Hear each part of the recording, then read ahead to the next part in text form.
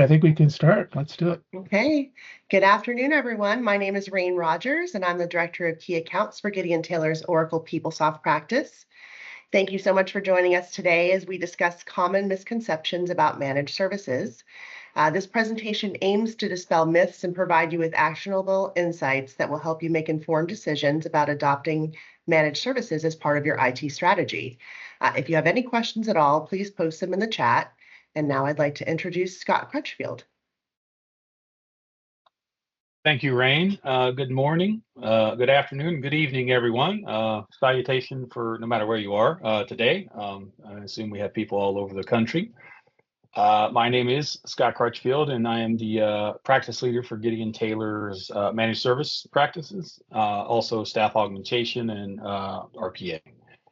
I'm coming to you from Georgia today. I'm normally a resident of Lima, Peru, but like many parents this time of year, I've been getting my son settled at university, and we had a great week, and he's ready and raring to go for his sophomore year.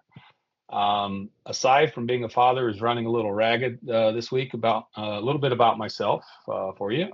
Early in my career, I worked at IBM and PeopleSoft, managing projects and resources to help customers achieve their goals.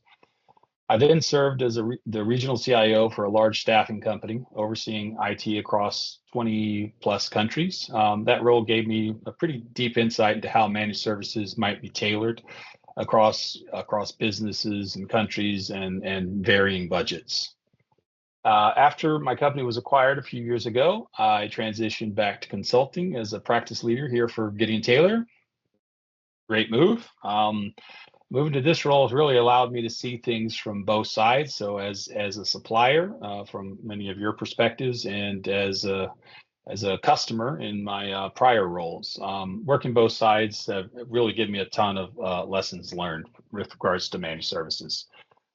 Today, I'm going to cover what managed services are, the common misconceptions, their impact on decision making, and how to address these issues to fully benefit from your managed services initiatives. All right, what is it? What is managed services? You can see the definition here. Your MSP takes responsibility for processes and functions. Their aim is to improve operations and cut costs by letting your internal teams focus on other tasks, hopefully reducing the need for more staff. In reality, managed services can vary a lot.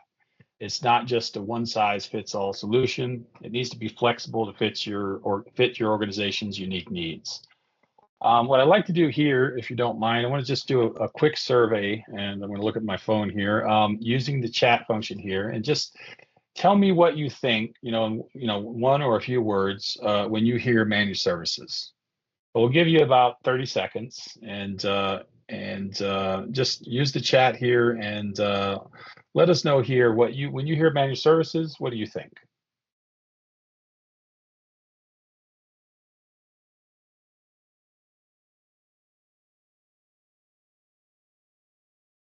And Rain, we didn't talk about the chat function at the beginning, so this hopefully folks can find it. Rain, if you maybe want to talk folks through, I can't see it on my screen. Yep, the chat is usually at the very top on the ribbon. That's where mine is anyway. Okay.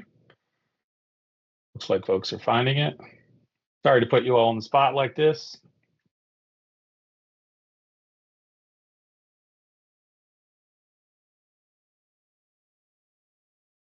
Okay. Rain, for some reason, I am not seeing the responses on mine. Okay, limited access. There's one. I'm seeing it. Let me just go over there. All right, fantastic. Well, we're going to move on. Thanks for your help. We're going to have a survey in a bit, so try to navigate yourself around if you can. I'm going to ask one more question. I won't do it to you too often today. But thank you for your help and trying to get that in there. We looked at this beforehand, and we wanted to have a little fun. So I wanted to give you Gideon Taylor's take on what managed services is. And if you recognize the comedian that did the original here, you can put that in the chat too. But You might be a managed service if scope is perpetual. You might be a managed service if cost is fixed over time. You might be a managed service if work is ticket-based. You might be a managed service if resources are not named. And you might be a managed service if scope is by area of effort rather than deliverable. And then the last one, resources are not dedicated. Well, excuse me, you might be a managed service if resources are not dedicated. A service may be considered managed if it meets some but not all of these criteria. The more criteria it meets, the more it resembles a managed service. It's not an exact science, nor does it need to be, because really what it needs to do is meet the needs of your organization. All right, just wanted to give some examples here of managed services in the IT space. I mean, managed services can span across the entire business. We're more focused in the IT space, so that's where the examples are coming from.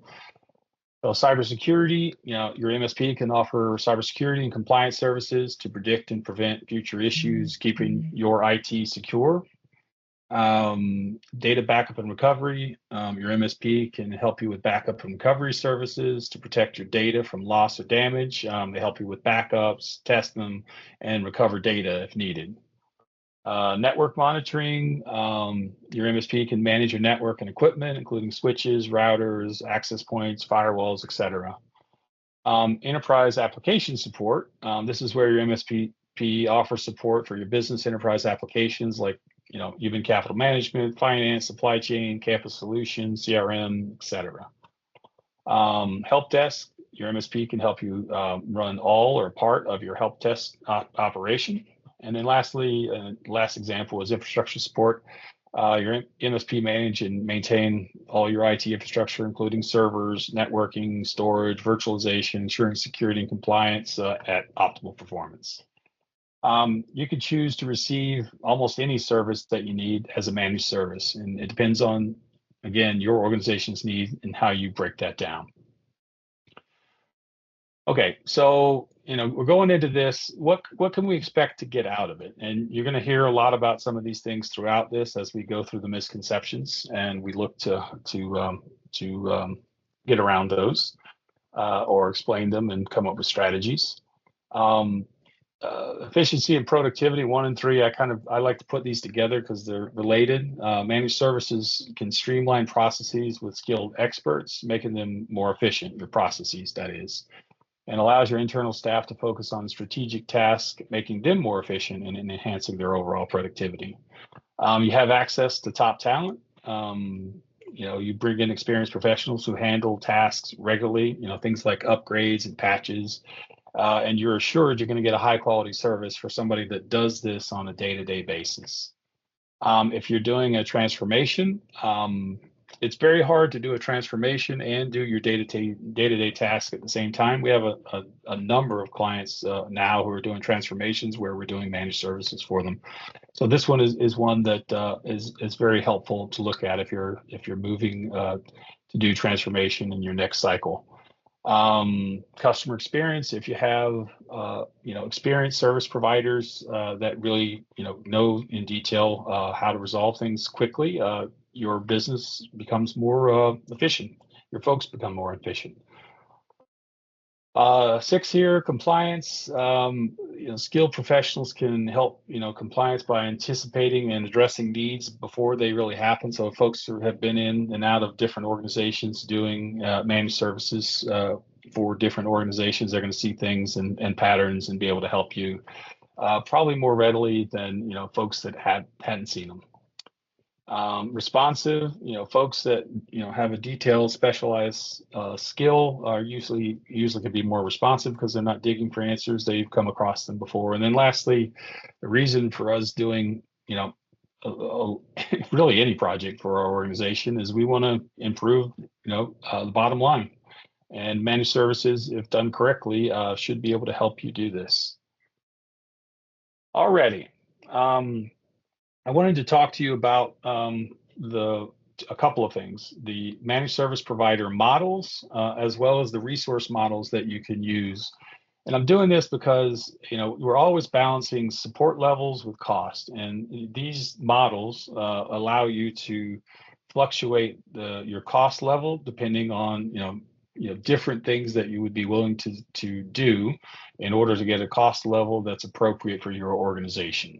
So MSP models that are provided are dedicated model. This means that you get resources fully allocated to your business. And these folks are going to know your needs well. The flip side or the downside of this is that it's going to be more expensive than the other models because the resources are exclusively dedicated to you. A shared model, you share a pool of resources with other businesses. This model is going to be cheaper, but it might involve longer wait times. It depends on the resource availability and service level agreements that you come to with your supplier. And the last one is a hybrid model. This combines both dedicated and shared. You have dedicated resources allocated for crucial tasks and shared resources for less critical tasks that may, that can, have a service level that's a little less taxing. That way you can offer a balance between cost and personalized support. Again, flexibility is key. You should be allowed to adjust these things based on your needs, and your supplier should be able to provide them for you. Okay, these are the resource models. There's one that's not here, but I'll talk you through that here as we talk through it. So let's have a look. Onshore, these are resources. I'm assuming everybody on this call is in North America. So that's going to be my baseline point. So the resources are based in North America, assuming everybody's in North America. They're usually more expensive, but might offer specific local knowledge that's important to your business. So you might select this option depending on your needs. Nearshore, these are resources in nearby time zones, such as Central or South America. This option can be very cost effective, and those resources in their normal day work your business hours, more or less. And then the last one is offshore. These are resources that are sourced from China, India, Eastern Europe. They can provide significant cost savings, but they may operate in different time zones. Not that they can't operate on your time schedule, but they work on different time zones. So they'd be working at night when your folks in North America are working during the day. And then one that's not here is a blended model. So we could blend onshore, nearshore, offshore in order to more effectively meet your needs for your organization. Whoever your the suppliers are that you would be looking at for your managed services should be able to provide these options for you. So I was going to try to do a survey here, but I think what I'm going to do, I'm going to, well, we'll give it a shot. I'll tell you what, we'll give it a shot. Since we're virtual here, I'm guessing that, Rain, we don't have free donuts or coffee for folks, unless you surprised everyone and sent it to their home. We're going to go through each key topic for common misconceptions. We're going to discuss their impact on decision making and some strategies to address the potential obstacles. Also share some of my own experience here to illustrate some of the points. So what I wanted to do here was, and it's similar to the other question, but slightly different. I wanted to talk about obstacles. So if you, in your organization, if you want to do something, like managed services, it could be for anything. If you wanted to do something like that, what are some of the obstacles? What are some of the things that people are going to say to you if you bring managed services into the fold for folks? So let's take 30 seconds here, and if we have, and I'm going to try to check on my phone here. And Rain, if you could help me out as well.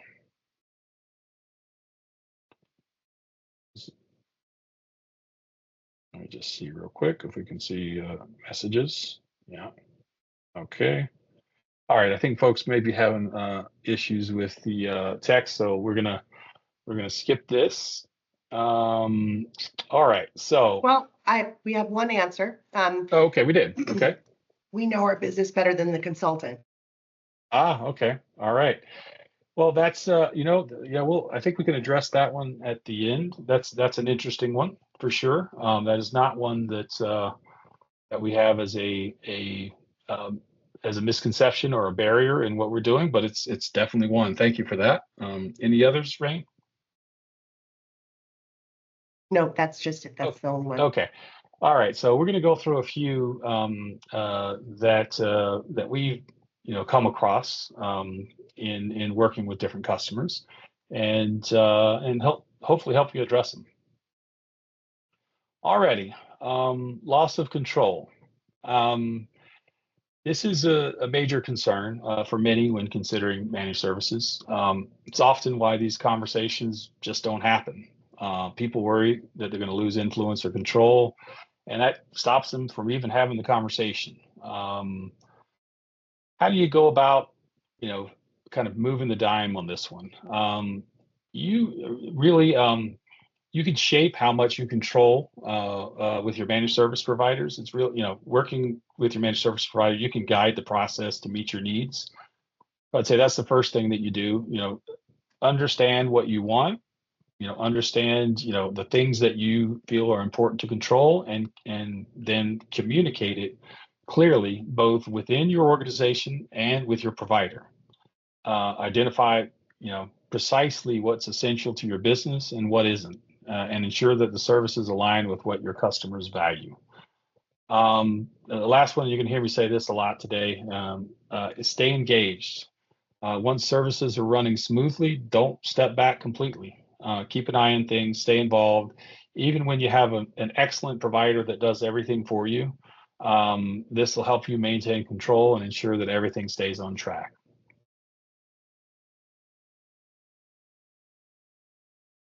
All right, inconsistent support. I guess, if you've been around IT as a business or an individual for any period of time, I'm sure you've had negative experiences with managed services in the past. This can make your folks wary. However, I think it's safe to say that not all providers provide inconsistent support, and past issues don't have to dictate future outcomes. Here's some of the things that I would do to overcome this. It's a culture of learning from your mistakes. Use past experiences to guide your process. Ensure you carefully vet providers, manage contracts, and oversee transitions. If they aren't meeting your expectations, push for improvement. Build a new record of success. Develop a plan to track and ensure success for your managed services engagement. Hold your provider accountable for results. And on this, I always tell customers, have them build it out for you and you tweak it. You don't have to do all the work. I mean, that's what they're there for, right? They should, build out the plan, and then you adjust it based on your needs. Foster trust, and this is both inside your organization and with your provider. It's better if you have trust. Develop strong, trustworthy relationships. Ensure the team is skilled and reliable. When you have trust too, they're gonna, people are gonna be more readily as individuals to give, their clear view on things. The last one is replace if necessary. If your provider isn't performing, replace them. If there are individuals on the team who aren't performing, replace them. And you need to make sure that your contracts are written in such a way that you have that ability. Every contract that I ever wrote on the customer side, I would always ask for that. I have the authority to hire, fire, do whatever is necessary to get the right team in place to perform for my organization. So replace when necessary. Okay. All right. This is, from the beginning, we talked about cost because, cost drives a lot of what we need to do. It's a major factor in decision making. You need to be able to afford the service to use it. In my previous role, I always emphasized we operate, to my suppliers, we operate on thin margins, so your pricing needs to be in line with with what our budget says, or we just can't do it. So I work in detail with suppliers to get things to a point, especially if it was a service I needed, so that the cost fit what the organization required. Apart from this, the challenge can be that focusing only on cost can obscure the value of a service. Leaders might be reluctant to sacrifice flexibility or priority, even if it benefits the business. So what I'd say to this is understand the models, the two models that I went through with you before, understand those in detail, and with your suppliers, how those can kind of fluctuate your cost and the other things that you need as an organization, both the managed service model and the resource models. And they can significantly, impact your cost and, the value that you can bring to the organization. And, what else can you do? Educate your stakeholders, build a business case from the ground up that shows how cost affects the business and what savings can be achieved. I mean, you should also have business level outcomes within your business case that show improvement, and you should be able to track it and follow up on it as you go forward. So this kind of builds on the successes that you have as an organization. And then develop a strategy, balance flexibility, cost, and risk, and communicate this strategy clearly within your organization to gain support from stakeholders. All right, yeah, I like this one. Yeah, if you use managed services, your data is less secure, and addressing data concerns is crucial. I mean, you have things that come out in the media and the news that executives see, and they're very wary of anything that could affect data security. And having external providers is something that could affect it. I don't kind of see it that way. I see it more as your data security is more internal than external. So what I would say to overcome this is focus on what you do for data security. Highlight your organization's strong data security processes and controls. Regularly test and update these measures and ensure that that you don't have issues in general as an organization, regardless of if you use managed services or not. Create strong contracts. Ensure that the contracts with the suppliers that you use for managed services are strong and lay out the expectations and requirements for data security. And I would even say for individuals on the contracts, if you want to go to that level, you should have things like NDAs and stuff like that, to assure that things are as secure as possible. And then implement robust processes. So onboarding, offboarding, it's not just related to managed services. It's related to when you bring any person into your organization. You should have strong processes. A well-managed organization should always prioritize data security, regardless of external services. All right, this is a big one, and yeah, common concern for managed services is appears that, especially IT managed services, is it's just a cost-cutting measure, and it's going to lead to IT staff being replaced. This concern is valid, but it's not always the case. It's not common. Here's how you go about addressing it. Assess your specific situation in your organization. Whether managed services are right depends on your organization's goals and its current state. If your IT staff is actively improving the business, the worry might be less relevant. Reframe IT's role.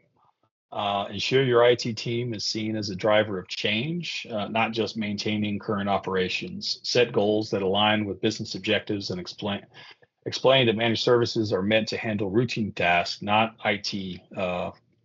not allowing IT to focus on strategic improvements, like we said earlier. And then communicate clearly. Be upfront about the purpose of managed services. If replacing the team is part of that, be honest about it.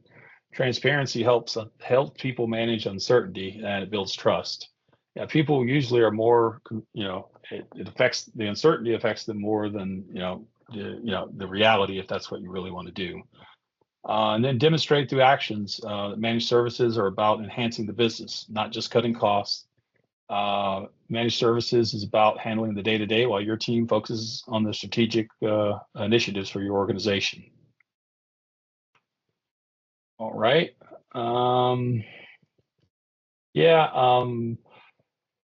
This one is, I mean, I think it goes without saying, but it depends, right? You're going to be dependent on a supplier because you're using them for, managing a specific service for you. So it goes back to one of the early ones, I think. How can you handle it? Stay engaged, keep involved, and avoid complacency. Build trust with your people and your suppliers. Be transparent and set expectations for the team. Supplier should be looking out for your interest as well in this process. Have a resource plan.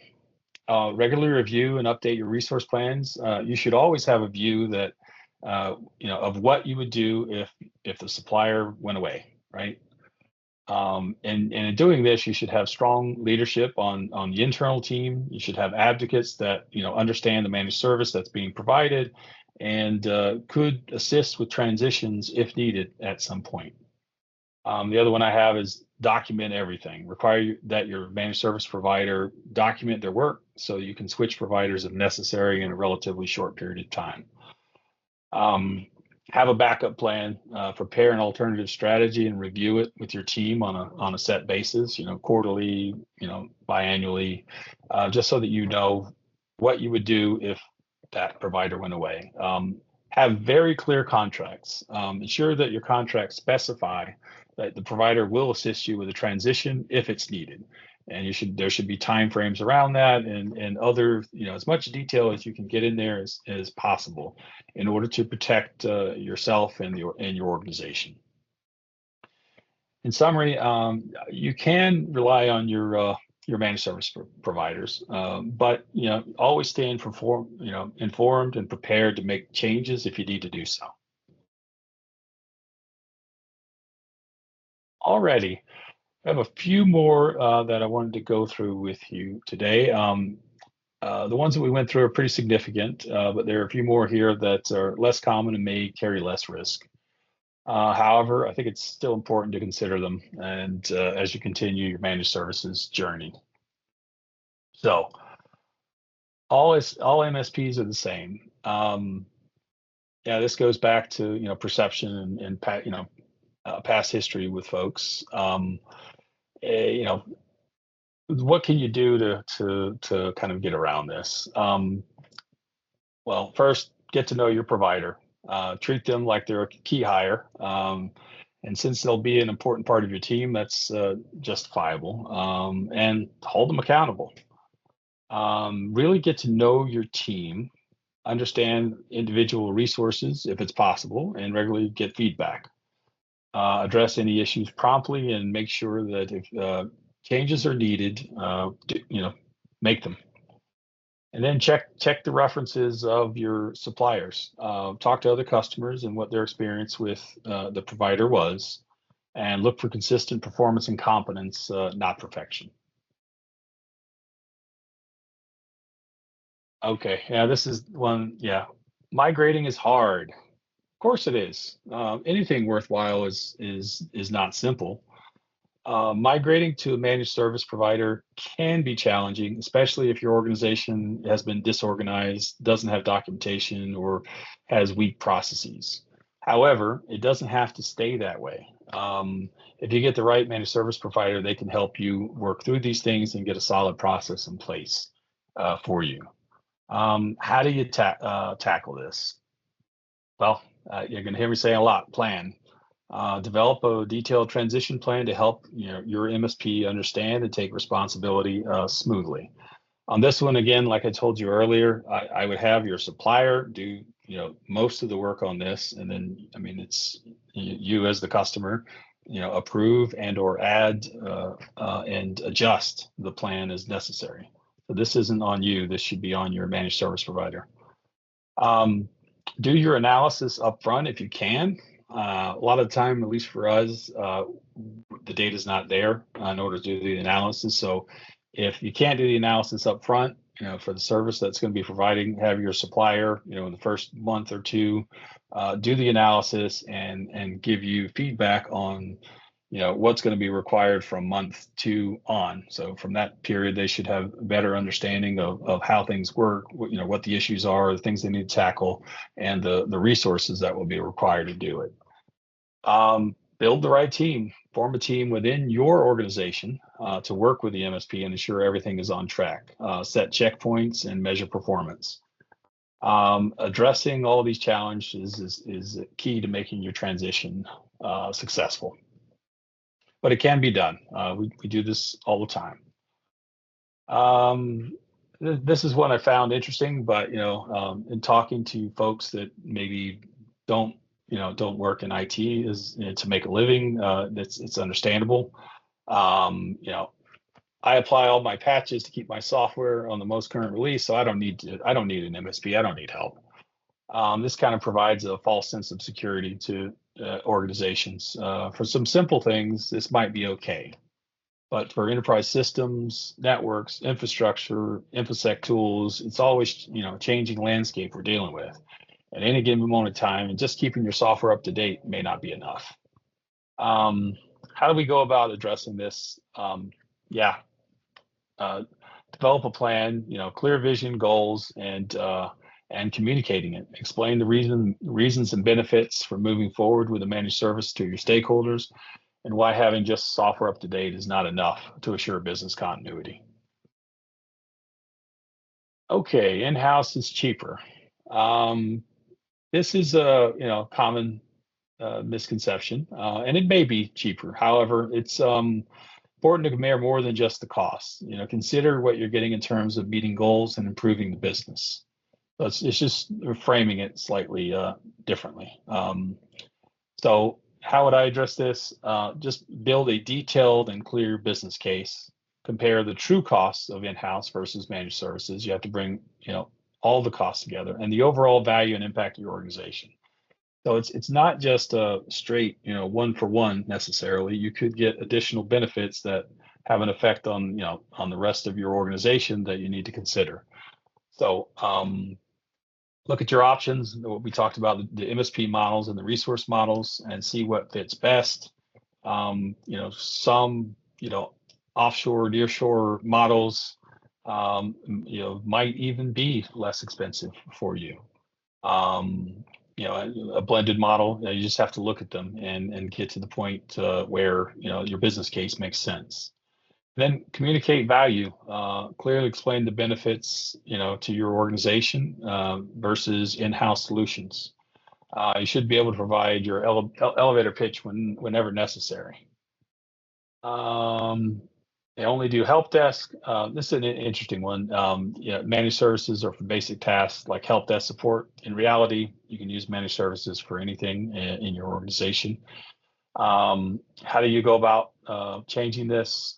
Well, education again, educate your stakeholders. You can show them in the wide range of managed services that can be provided. And then this is one a little bit different, but when you're in your budget cycle, review your options, assess different managed services options in this cycle and the benefits. So for example, if you know that, next year there's a big capital intensive project that most of your team is going to be involved in, and you need, help supporting, some element of your IT organization, prior to the budget cycle, start looking at it and get alternatives. So, having those folks focused on your transformation initiatives, can be extremely useful. And if you get it in the budget, usually that's a better way to go about it. Many small and medium-sized businesses assume that managed services aren't for them because it's going to be too expensive. They might even outsource something like payroll, but they overlook that, hey, I could use managed services to, manage all my IT infrastructure for me. How do you overcome this? Be able to communicate the different resource models and their potential costs, and then provide examples. Your supplier should be able to help you with examples of small and medium-sized organizations that use managed services in that space to manage those different functions. All right, so that is kind of the flow of the misconceptions that we brought up. There, I'm sure there are many others as well. And as we went through this, we helped you with some strategies that you might use when you're engaging with a managed service provider. So what I wanted to do is encapsulate them here and talk you through more from a process perspective in engaging and going forward with your managed service provider of what you can do. So one, set the vision, define what you want to achieve, why, and what the expected outcomes are. Define your detailed goals. This is coming from your business case of what the objectives are for the project. Vet your business case. First build it and then vet it with stakeholders to make sure that everything is right and that you're proposing changes that people in the organization believe that you can get. And yeah, number 4, huge part of this whole process, find a trusted partner. When I was talking about this last week, it's hard to know going in cold, but if you've used suppliers and partners for a period of time and they've executed for you, that's a good signal that they're going to execute going forward. Do regular reviews. Number 5 here, just set a cadence and make sure you stick with it, and do regular reviews with your provider and adjust as necessary, right? 6, probably we would have done this earlier, but define SLAs. I put it here because, like we said, in the transition process, you may not define these up front, but within a month or 2, you would define them for your organization, because you're going to have to, a new managed service provider would have to come in and understand everything that's required, and then it would be appropriate to set SLAs. They should be set clearly, and the implications should be set clearly as well. Communicate. Definitely important in this whole process, both to your supplier, your managed service provider, and internal folks, so that they understand exactly what's going on. Then recalibrate regularly. You should select an MSP that allows you to recalibrate at intervals depending on what your business needs are. And that's one of the great benefits of using an MSP is you should be able to recalibrate and adjust in intervals. All right. So I wanted to just put together some quick criteria as you're looking at your MSP, and some key things you might want to find out from them, find out about them, excuse me.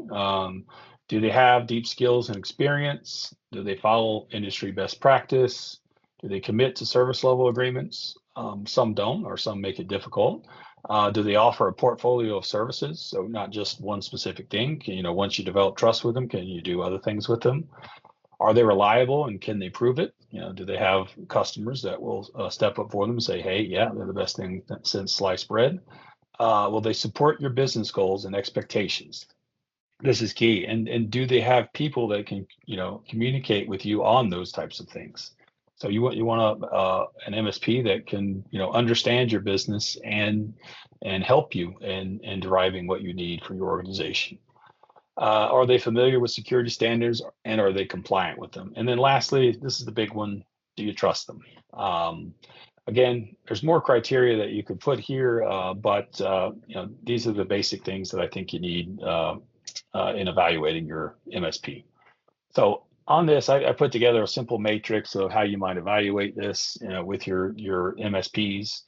Each organization would have different criteria. These are just the ones that that I put together as an example. And you could do yes, no. You could do 1 to 5 criteria, and use the modeling in order to help you think about who's the best fit for your managed services. Alrighty, need a little water here. Excuse me. We talked about this all the way through, but and I think we talked about it at the beginning, but just quickly, some of the benefits that that we can expect to receive when we go to managed services.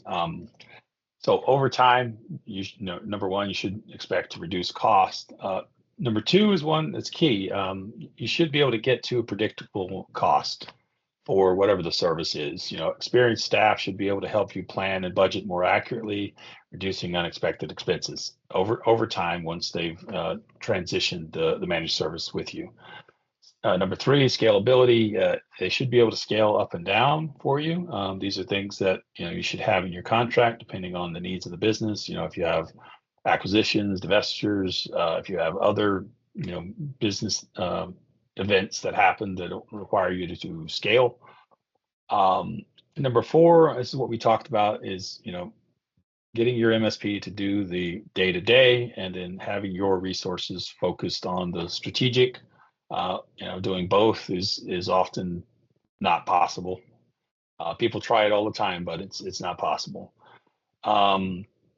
Reducing risk. Specialized folks should be able to help you to reduce risk for the overall organization, not just the specific function. 6, expertise.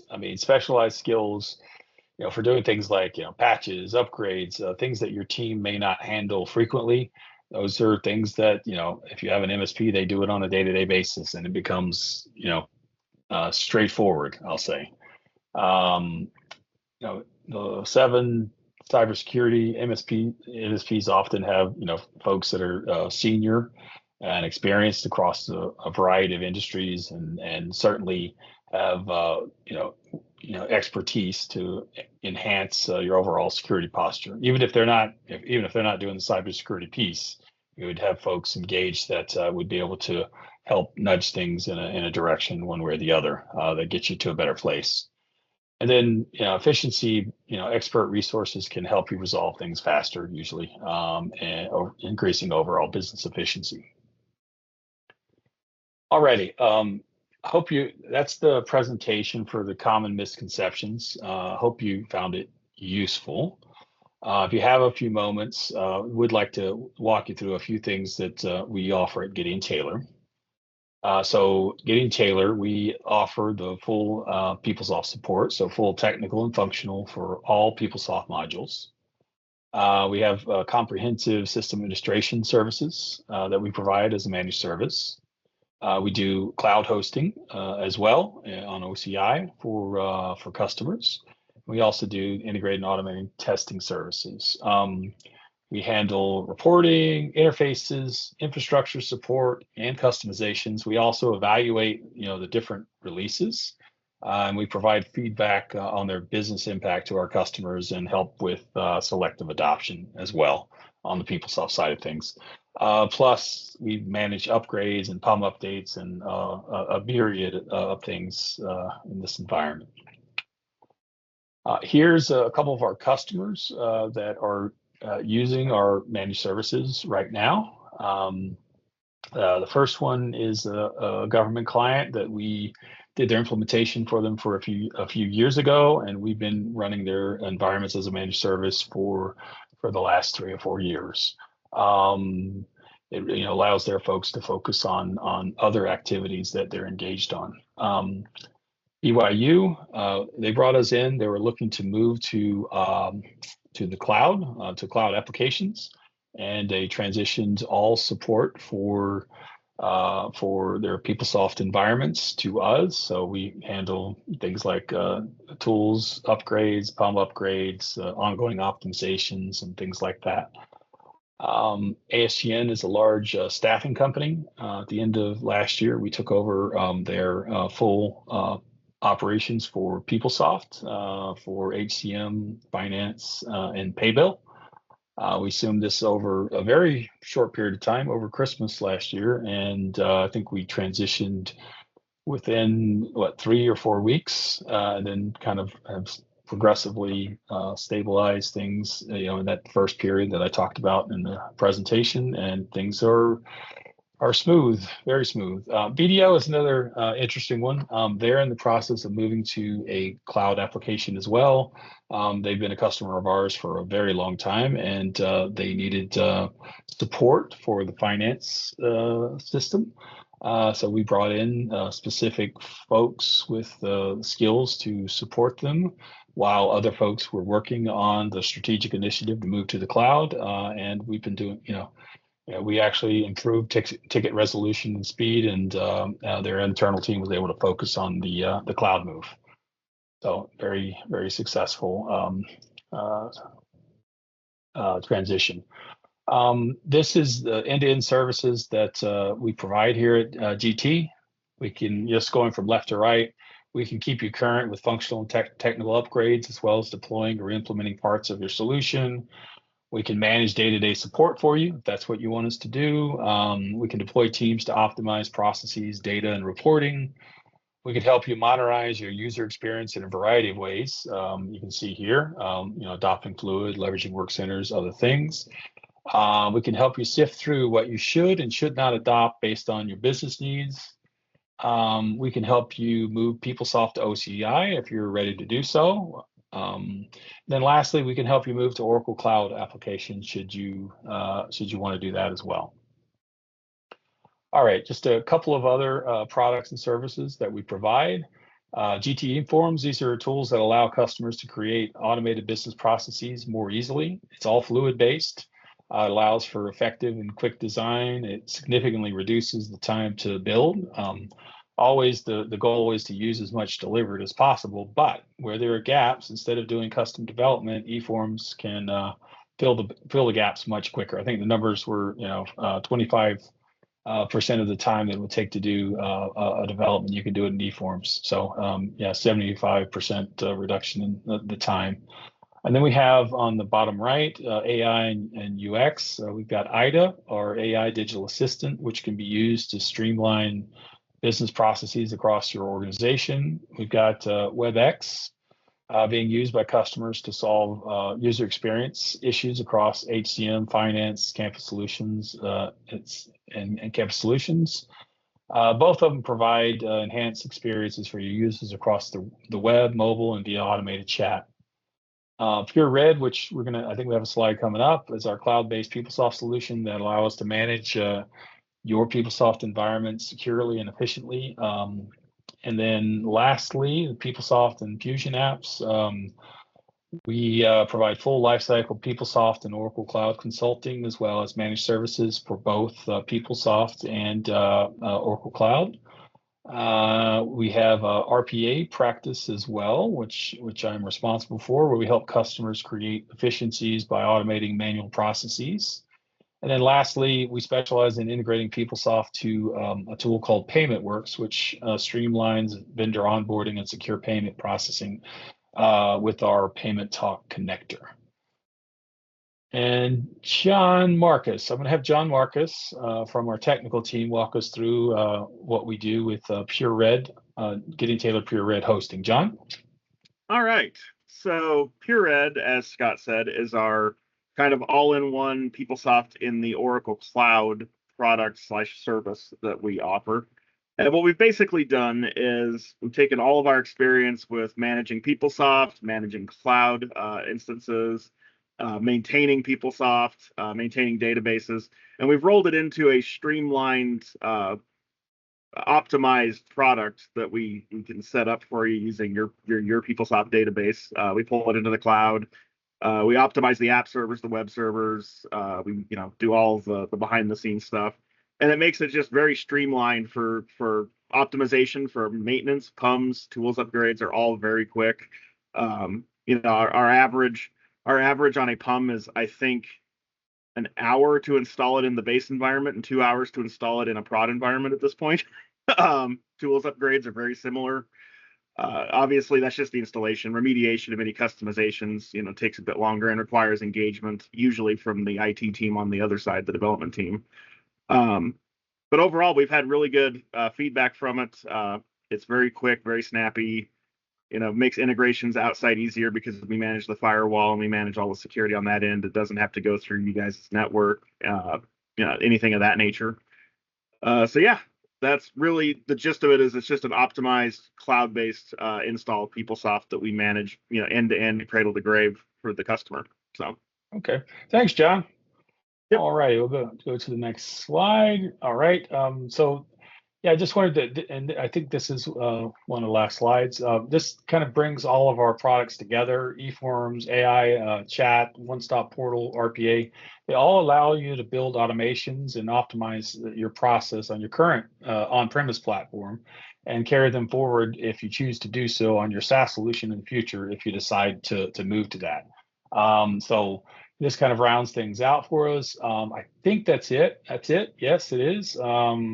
Hope this has been helpful and informative. I'm not sure how much time that we have, but we can open up things for questions now, Rain.